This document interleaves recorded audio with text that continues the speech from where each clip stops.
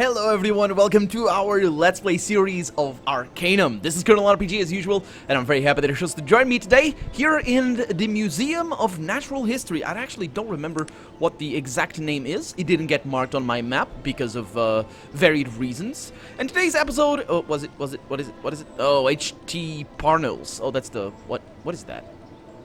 I can't see the name of this place? That's, no. What? Really?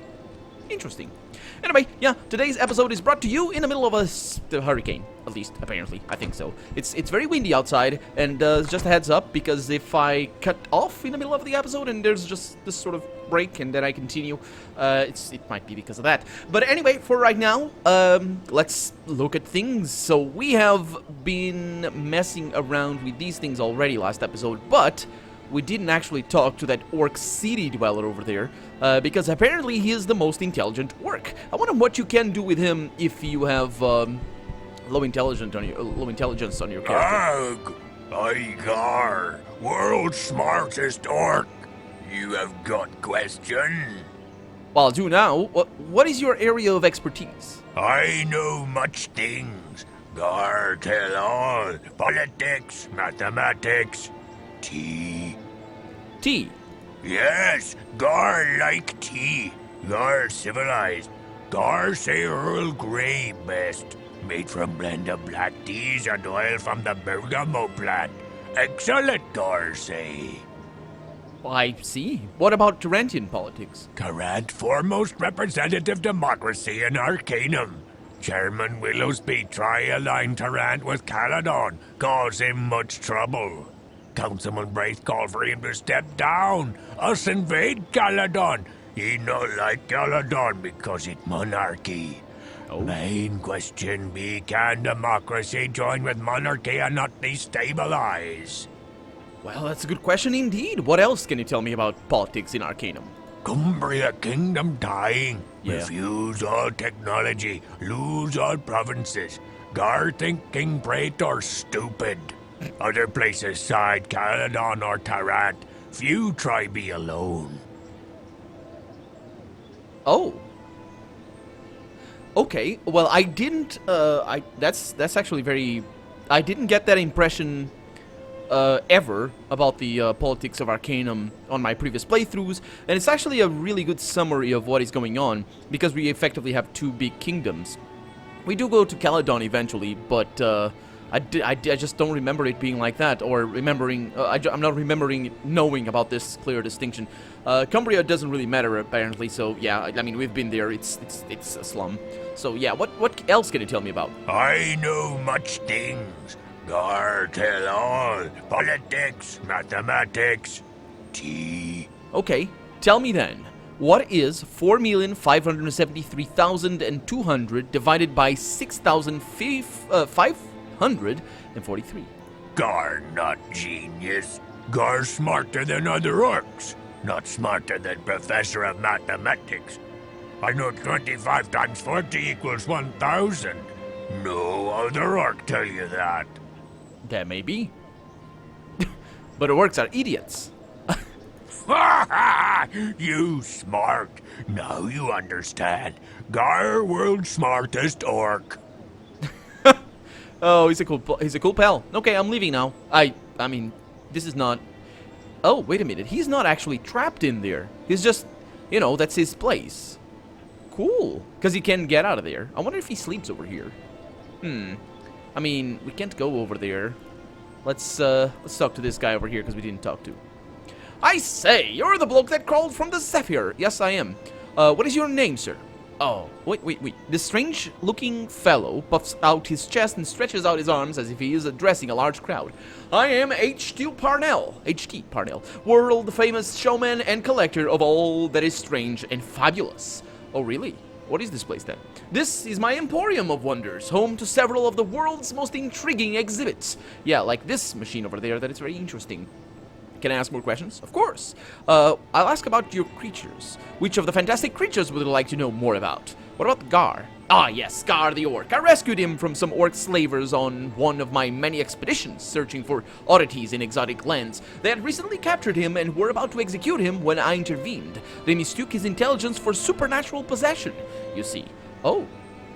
Okay, so I was gonna say that maybe all orcs are intelligent, and that, I mean, because it's possible, you know, it depends on the setting and all that sort of stuff, but in fantasy, like, for example, I don't know, think of Skyrim, for example. If you've played it, there's this race of fallen elves, effectively, that are underground, living creatures and blind and all weird, and they just basically don't have much technology, and they just are down there and kind of have this uncultured society of just brutes and savages. But the thing is, there's no instance in the game where if you grew one of those guys in a society, or in the normal society, where they'd be able to show their intelligence, their, I guess you could say, true intelligence, and their normal genetic capabilities and potential. Because the thing is, when you have people, humans, that are grown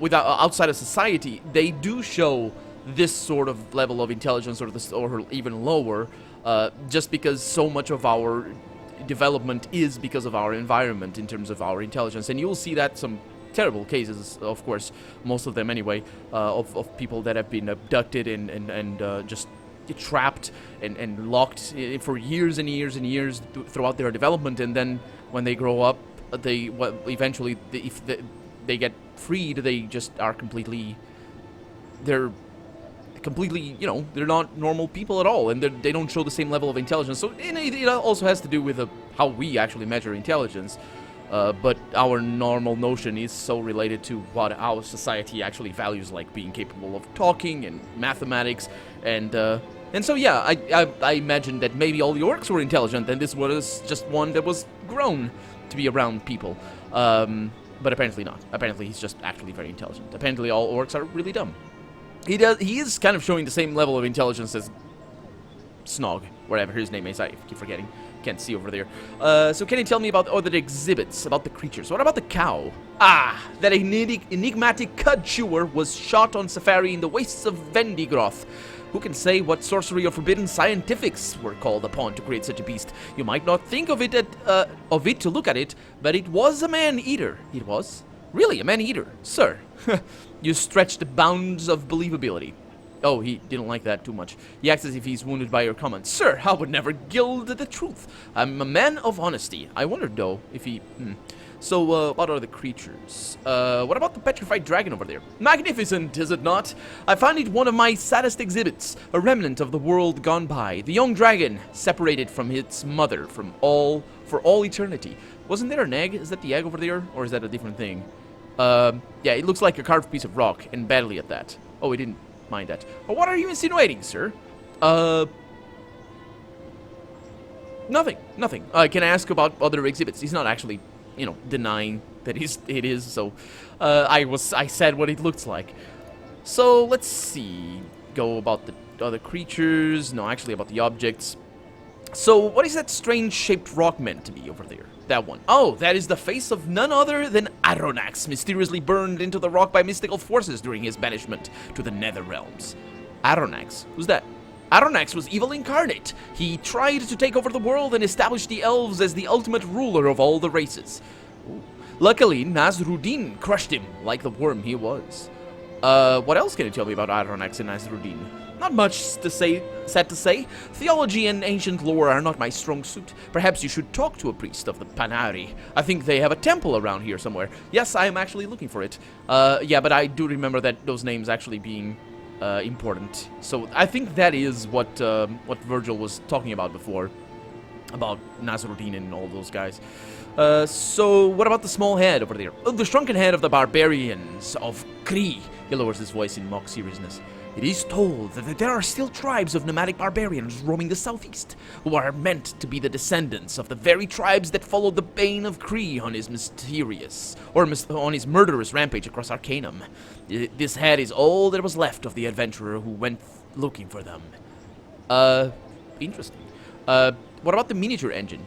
that is an exact replica of the first Bates steam engine, made exclusively from toothpicks and springs. And it works too. I don't think it would work.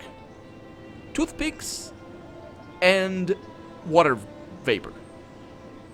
No, they wouldn't. And actually not even water vapor, water in the first place. It might be made by from other things as well. I was gonna say tar, maybe, but tar actually boils pretty low temperatures, so water vapor would definitely boil tar, I think. Actually, I think tar actually boils higher than water, but still, it wouldn't work. So, would you be interested in purchasing an exotic object from me? Oh, I'm always in the market for the bizarre or unusual what have you. I have Bessie Toon's boot. Oh, excellent. I will give you 250 coins for the famed Bessie's boot. It's worth far more than that. Well, I disagree, though it is a moot point at best. I could only spare 250 coins for it. That is my final offer.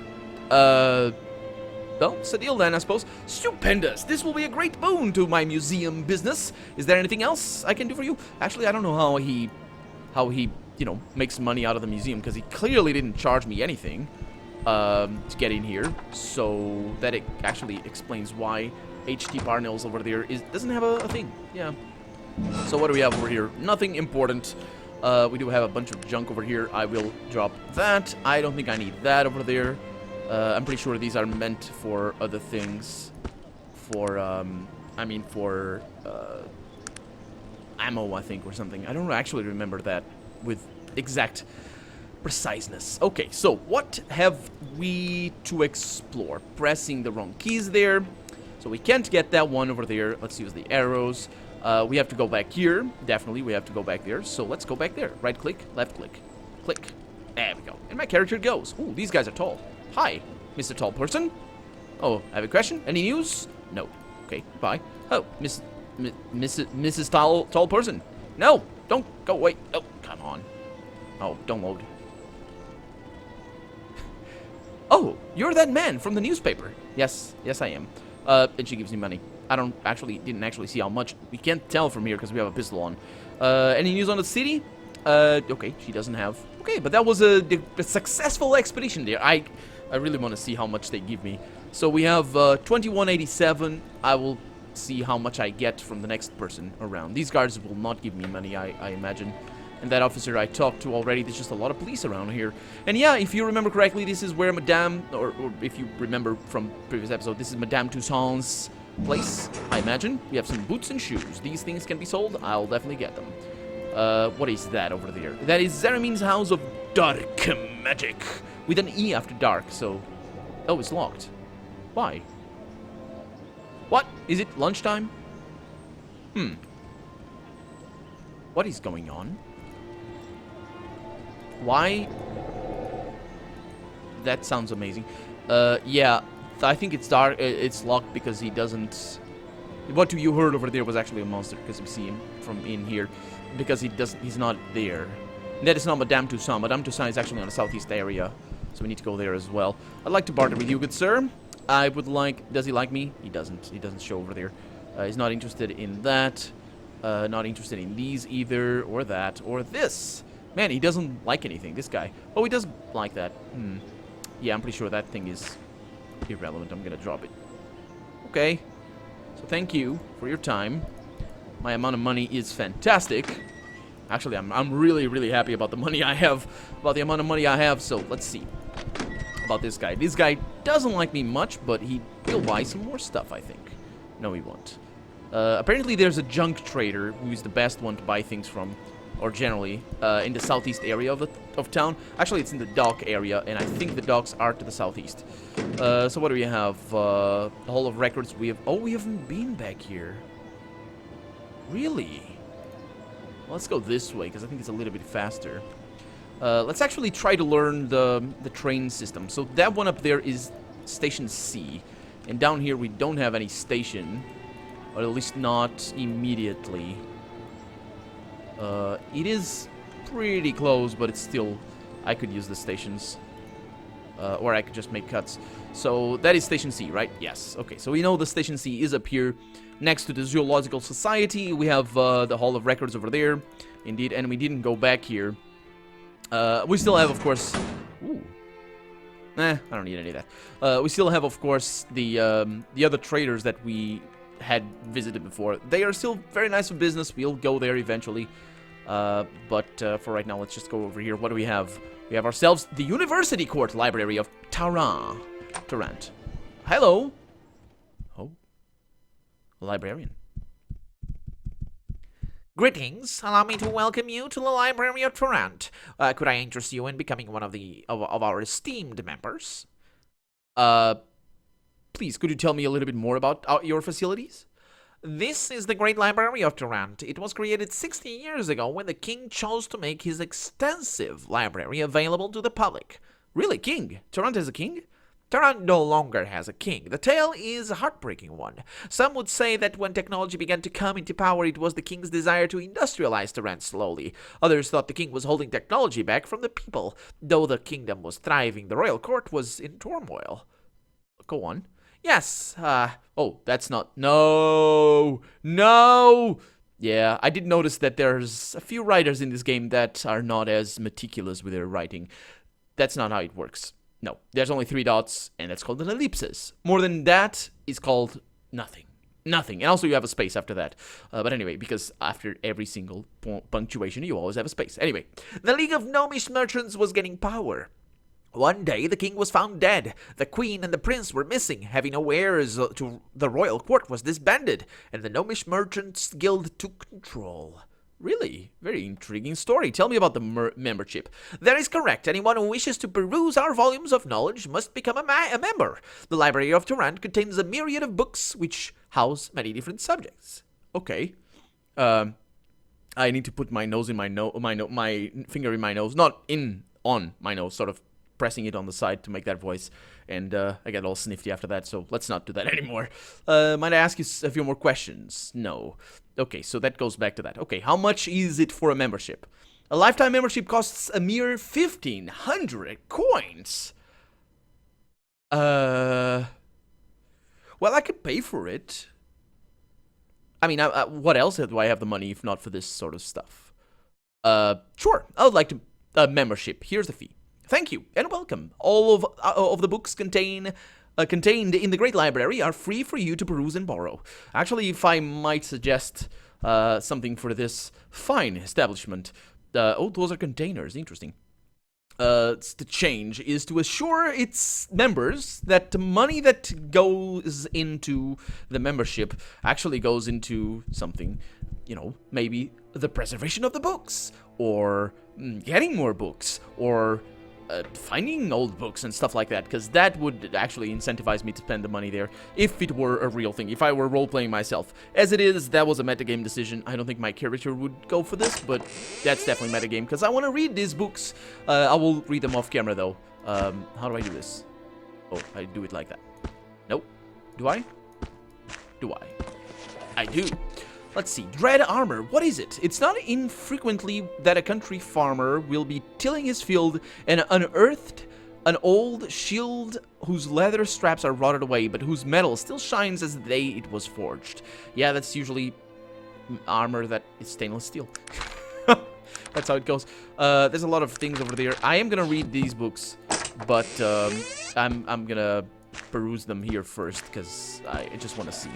Away from... Oh, this is a rhyming one. Let's see if it's good. The Hadrian River polluted and dead, killed off by the waste that the factories shed.